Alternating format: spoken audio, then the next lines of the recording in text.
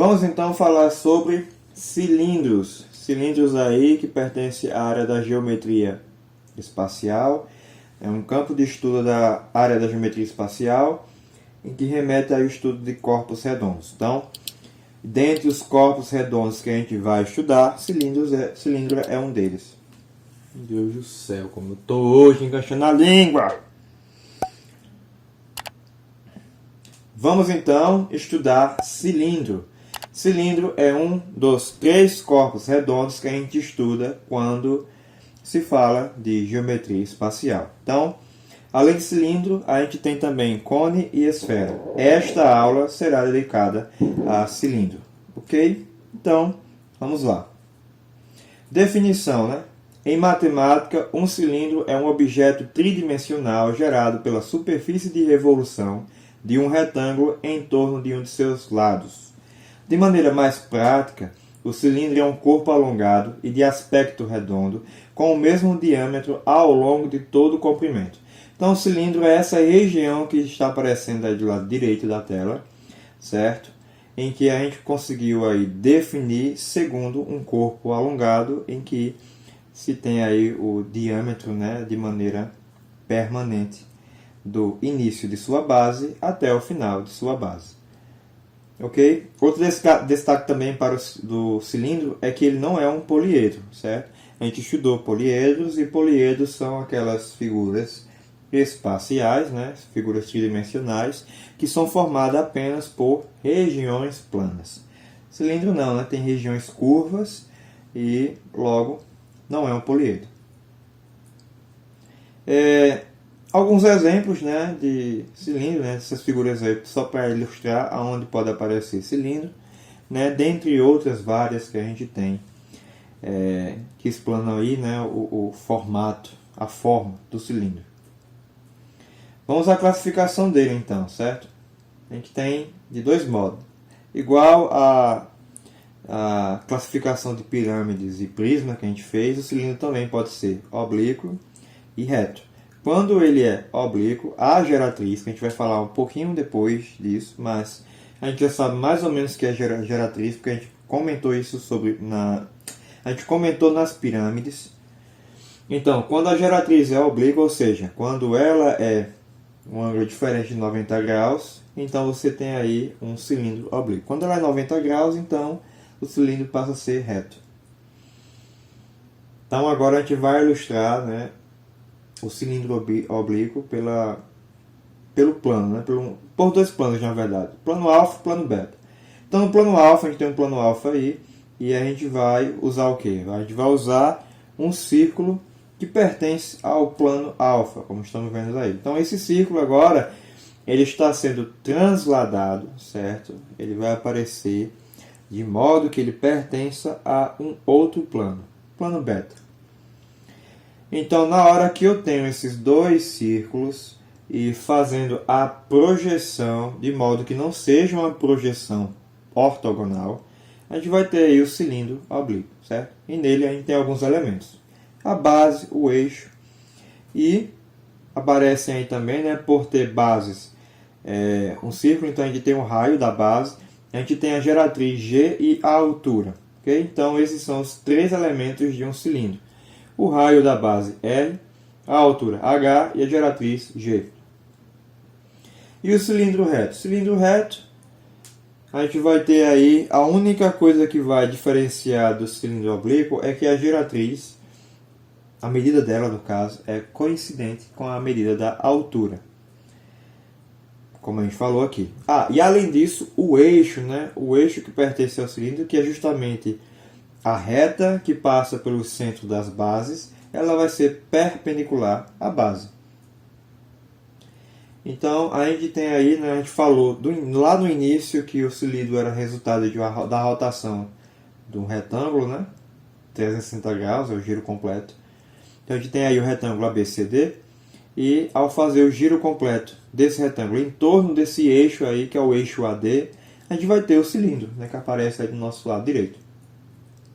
O que vem a ser uma seção meridiana do cilindro. Seção meridiana é um plano que vai cortar o cilindro passando pelo seu diâmetro. Então, é mais ou menos isso aqui, ó. Passo plano, cortou o cilindro pela metade. Esse plano é chamado de seção meridiana e é um retângulo, ok? O que é que pode ser tirado disso? É que se esse retângulo for um quadrado, porque por definição um quadrado é retângulo, a gente vai passar a chamar o cilindro de cilindro equilátero, ok? Então apareceram alguns elementos que a gente tem aí, né? Na hora que a gente traça a seção meridiana, a gente tem a altura, a gente tem a base desse retângulo, que é 2R, que é justamente o diâmetro da base do cilindro. Então, quando esse retângulo se torna um quadrado, ou seja, todos os lados iguais, a gente tem um cilindro equilátero e, portanto, a medida da altura coincide com a medida do diâmetro da base. Logo, H é igual a 2R. Seção transversal do cilindro, né? Seção transversal é um plano que corta o cilindro em qualquer região aí dele. De maneira, né, que essa seção ela pode ser, né, uma seção na horizontal, pode ser uma seção inclinada, né? Em qualquer hipótese, que qualquer parte aí vai gerar sempre a base, né? A diferença é que se for uma seção, o plano, no caso, cortar o cilindro de maneira inclinada, não for horizontal, aí o círculo não, né? A região que fica do plano, que fica compreendida no cilindro, não será um círculo, né? Será, posteriormente vocês irão estudar, né? Será uma elipse. Então, vamos em frente. Olha só o que aparece aí pra gente. A planificação do cilindro, certo? Vou colocar novamente porque passou bem rápido. Fechar aqui. Olha aí. Então, quando a gente planifica um cilindro, a gente tem o quê? A gente tem dois círculos, que apareceu aqui cortado, mas, enfim. A gente tem dois círculos e um retângulo, né? Temos H aqui de altura, porque é justamente a altura do cilindro, e a gente tem aqui essa medida R. Essa medida X aqui não é uma medida X, certo? É só um ponto. Deveria ser um ponto. Mas eu, como sou distraído, coloquei um X. Ah, meu pai. Não, enfim. Então, a planificação do cilindro são dois círculos de mesmo tamanho e um retângulo. A gente vai precisar voltar a isso, certo? Tem aqui as medidas aparecendo, mas a gente vai dialogar isso aí em seguida. Porque a gente vai precisar falar sobre a área de superfície do cilindro. A área de superfície do cilindro vai ser o quê? Vai ser justamente toda a medida que é, toda a área, na verdade, que está ali compreendida no cilindro, de maneira que a gente consiga fechar o cilindro completamente. Em outras palavras, a área da superfície do cilindro é justamente o que a gente viu no slide anterior, que é a sua planificação, a gente calcular a planificação do cilindro. Então, veja bem, eu tenho agora aquele mesmo desenho que a gente fez a planificação, e a gente vai ver, estudar direitinho cada uma dessas figuras planas. A primeira são esses dois círculos e que a gente sabe que a área do círculo é πr quadrado. Então, portanto, a área da base desse cilindro é dada por πr quadrado, que a área da base é justamente a área do círculo. Então, πr quadrado, como a gente já estudou lá na geometria plana. Agora, quando a gente falar sobre esse retângulo aí, ó, a base desse retângulo mede 2πr, porque é justamente o comprimento da circunferência da base do cilindro. Então, 2πr. E a altura é h. E a gente sabe que o retângulo aí, a gente consegue calcular a área dele fazendo base vezes a altura. Portanto, esse retângulo, como é a área lateral, logo a gente tem uma formulazinha também para a área lateral, né? Que é 2πr, que é a base, vezes a altura, que é h. 2πr, h, é a área lateral. Como eu tenho a área da base e a área lateral, então eu posso também estabelecer uma fórmula para a área total. A área total é 2 vezes a área da base. Por que 2 vezes? Porque são dois círculos, certo? 2 vezes a área da base mais a área lateral. E, portanto, substituindo o que a gente já tem ali, a gente fica com a área total, é igual a 2πr quadrado mais 2πrh. E assim nasce a fórmula, se a gente colocar 2πr em evidência. A fórmula é essa aí da área total, 2πr vezes R mais H. Ou seja, para calcular a área total, eu só preciso conhecer a altura do cilindro e o raio da base. Vamos falar agora sobre... Travou aqui, peraí, voltando. Sobre volume. O que é o volume? Né? A gente já estudou o volume, é o espaço ocupado, né, pela região sólida, né? O nosso sólido. Né? Toda aquela região que é ocupada pelo sólido, a gente chama de volume. Aqui eu coloquei essas transformações aí a respeito de volume, porque quando a gente estuda lá volume, né, volume no conceito inicial, a gente vê essas conversões de medidas aí, de metro cúbico para litro. Essas são as unidades que a gente tem no meio do volume. Então eu não vou comentar tanto sobre isso, porque isso são transformações.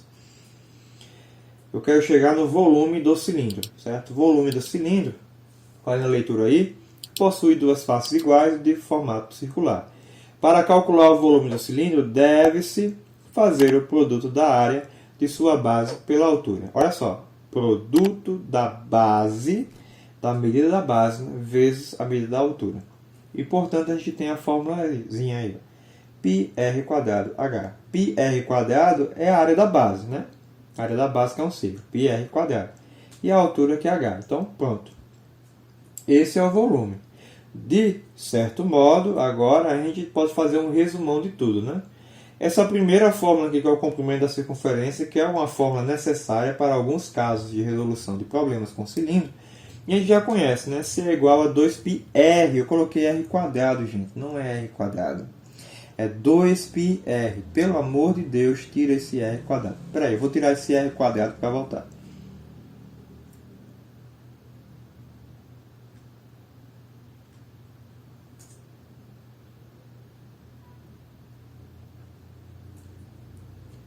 Pronto. Tirei esse r quadrado. Agora é só r.